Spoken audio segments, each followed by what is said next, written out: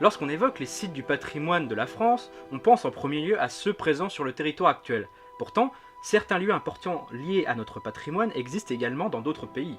Lors de l'expansion coloniale française, de nombreux monuments ont été redécouverts, occupés et étudiés par les explorateurs, puis par les chercheurs. L'intérêt de la France pour ces œuvres témoigne de l'intention du pays à briller dans les milieux intellectuels du monde. De plus, l'accès à ces monuments permet de mettre en avant le soi-disant rayonnement économique français.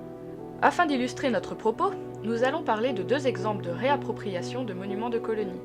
Dans un premier temps, nous évoquerons la reconstruction du temple médiéval Khmer d'Angkor Wat au Cambodge, qui bénéficie d'un traitement particulier par les Français. Dans un second temps, le cas de la forteresse du Krak sera abordé. Forteresse du Krak que vous trouverez également sous le terme Krak avec 2 K. Il s'agit d'une structure défensive située en Syrie qui date de l'époque des croisades, et l'un des châteaux forts les mieux conservés de cette époque. Lors du Second Empire et de l'expansion coloniale française, les différents territoires de l'Asie du Sud-Est sont explorés. Voyant les richesses des différentes régions et la proximité avec la Chine, la France s'introduit dans les politiques de ces pays. Le royaume du Cambodge est alors pris entre deux territoires, le Siam et le royaume d'Annam, exerçant des pressions, notamment sur la ville d'Angkor. Afin de sortir de cette situation, le roi Norodom Ier prend la décision de s'allier avec la France et de signer certains contrats. En 1863, le Cambodge devient alors le protectorat français du Cambodge, puis en 1887, il est intégré à l'Indochine française. Les explorateurs, chercheurs et érudits français explorent le pays et y découvrent les armes khmères et particulièrement l'architecture des grands temples. Le plus célèbre d'entre eux est sans aucun doute celui d'Angkor Wat. Le grand bâtiment fut érigé lors du règne de Suryavarnam II, à vos souhaits, au XIIe siècle. Dédié à Shiva et à Vishnu, le grand temple d'abord hindouiste finit par être réemployé par les bouddhistes. Il devient populaire en Occident au XIXe siècle grâce aux écrits de l'explorateur français Henri Mouhot. Dans un premier temps, les Occidentaux ont du mal à croire que les populations khmères aient pu construire un temple aussi magnifique et détaillé, mais après les fouilles archéologiques du XXe siècle et la révélation des datations, Henri Mouhot et ses pairs soulignent l'importance et la grandeur de la civilisation khmère. Après les études des différents chercheurs et l'installation des autorités françaises au Cambodge pendant plusieurs années, Paris organise l'exposition coloniale internationale entre le 6 mai et le 15 novembre 1931. Les nombreux pavillons sont créés afin de mettre en avant l'architecture des différentes colonies françaises, en Afrique, Syrie, au Liban et en Indochine. Les nombreuses recherches menées au début du XXe siècle par les érudits, les archéologues et les explorateurs permettent de reconstituer de nombreux éléments des territoires colonisés en France.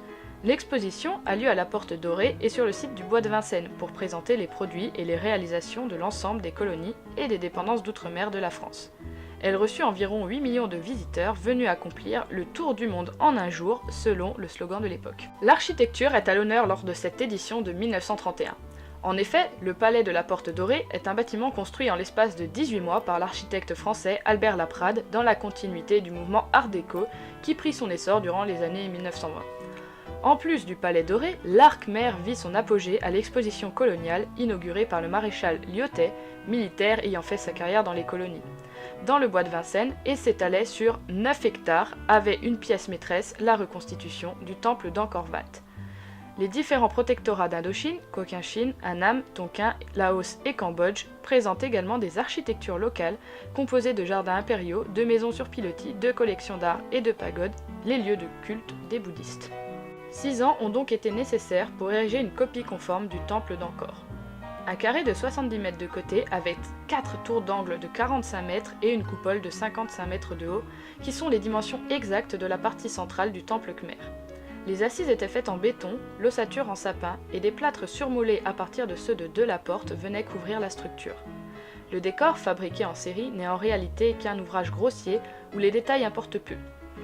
Les proportions d'ensemble sont disgracieuses et les visages des statues naïfs. Le but de la structure étant de montrer la grandeur du palais d'Angkor et de donner une idée globale aux visiteurs sans pour autant entrer dans les détails.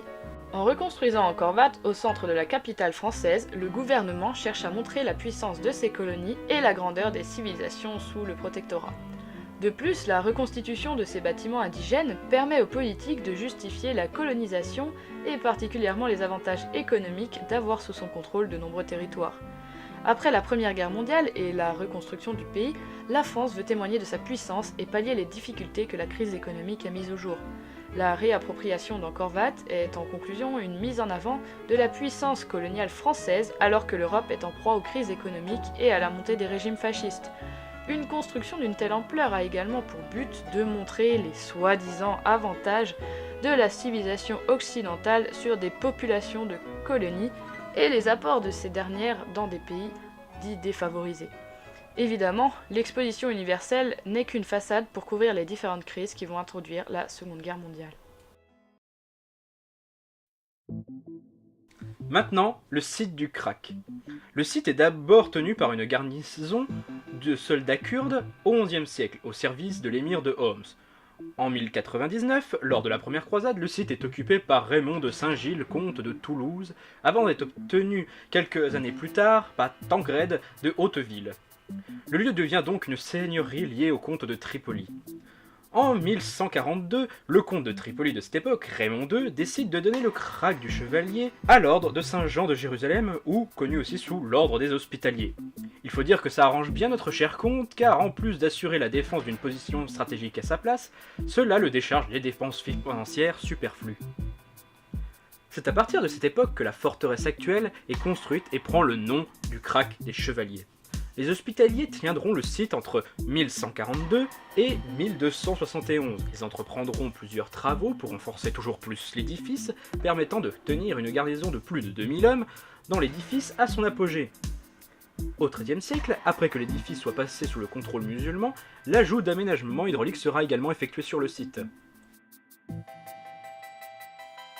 L'histoire de l'édifice continue au XIXe siècle. En 1812, la forteresse est signalée par un orientaliste, Jean-Louis de Bourcarque, mais ce n'est qu'en 1859 que les premières photographies archéologiques du site sont faites. Celles-ci sont réalisées par l'archéologue Emmanuel Guillaume Ray et le photographe Louis de Clercq. Alors on voyage pour trouver des monuments. Par la suite, des problèmes administratifs feront que le site est en quelque sorte abandonné et des habitants vont l'occuper entre 1860 et 1900. Produisant malheureusement plusieurs modifications des lieux et quelques dommages. Entre 1920 et 1946, la Syrie est placée sous mandat français. Pendant cette période, plusieurs missions archéologiques sont menées et certaines aborderont le Krak des Chevaliers. D'abord, entre 1921 et 1922, Camille Hélard, président de la Société française d'archéologie et professeur d'histoire de l'art à la Sorbonne, étudia en Syrie les architectures religieuses liées aux croisades, dont notamment la chapelle du Krak, ou encore celle de la grande salle de l'édifice, dont il produit plusieurs dessins, dont un détail du porche ainsi que la clé de voûte que vous voyez à l'écran. Deux autres expéditions importantes concerneront le Krak des Chevaliers et seront effectuées sous la direction de Paul Deschamps. Paul Deschamps pour la petite histoire qui démontrera que la bonne orthographe de Krak était avec 2 C et non avec 2 K. Une première mission sera effectuée en 1925 et qui consiste à une campagne de dégagement du site et également de restaurer ce qui a pu être endommagé pendant la seconde moitié du 19e siècle. Une seconde mission sera effectuée entre 1927 et 1929. Le but de ces missions est aussi de faciliter et valoriser l'archéologie en Syrie, comme demandé dans le mandat français. Les Français qui en profiteront également pour montrer le savoir-faire du pays, à la fois aux habitants de la Syrie, mais aussi aux Anglais, car il faut dire qu'il y a une petite rivalité entre le français et l'anglais qui existe autour de la recherche en archéologie dans les pays de cette région. La fouille de ce lieu a aussi une valeur symbolique. Elle permet à la France de renouer avec le souvenir du temps des croisades, comme expliqué pendant l'exposition coloniale de 1931. De fait, rappeler les croisades est aussi une manière de faire écho au temps où les États latins disaient apporter la civilisation dans ces pays. Cette exposition, donc, permet de dire indirectement que, comme au temps des croisades, les Français pensent apporter la civilisation et veulent le faire savoir. Enfin, Paul Deschamps, en 1933, va réussir à convaincre la France d'acquérir le Krak des Chevaliers. De fait, le lieu devient une extension du patrimoine français, mais hors de la France. Mais malheureusement, à la fin du mandat français, en 1946, la Syrie, elle demande à récupérer le site. Mais il faudra attendre 1949 pour que leur demande soit accordée. Le site devient un lieu touristique important. Et en 2006, il est même inscrit au patrimoine mondial de l'UNESCO en même temps que la forteresse de Saladin, dit ce qu'il y a à l'écran. D'abord, de par son très bon état de conservation pour un château qui date quand même de plus de 800 ans, et également parce que le château représente un système défensif qui s'est développé au Proche-Orient à cette époque. De ces deux valeurs, il a permis une introduction à l'UNESCO. Aujourd'hui encore, le Krak possède son importance dans la culture française, et on a pu le voir justement avec la guerre en Syrie, où justement il y avait une certaine inquiétude des Français sur la question de l'état du monument, et qui était très abordée dans les journaux. En conclusion, ces sites archéologiques ont toujours eu un intérêt culturel autant sous la gérance de la France que par la suite mondialement. Encore aujourd'hui, les bâtiments historiques sont protégés et restaurés. Les deux sites sont classés au patrimoine mondial de l'UNESCO et la colonisation fait encore partie de leur histoire.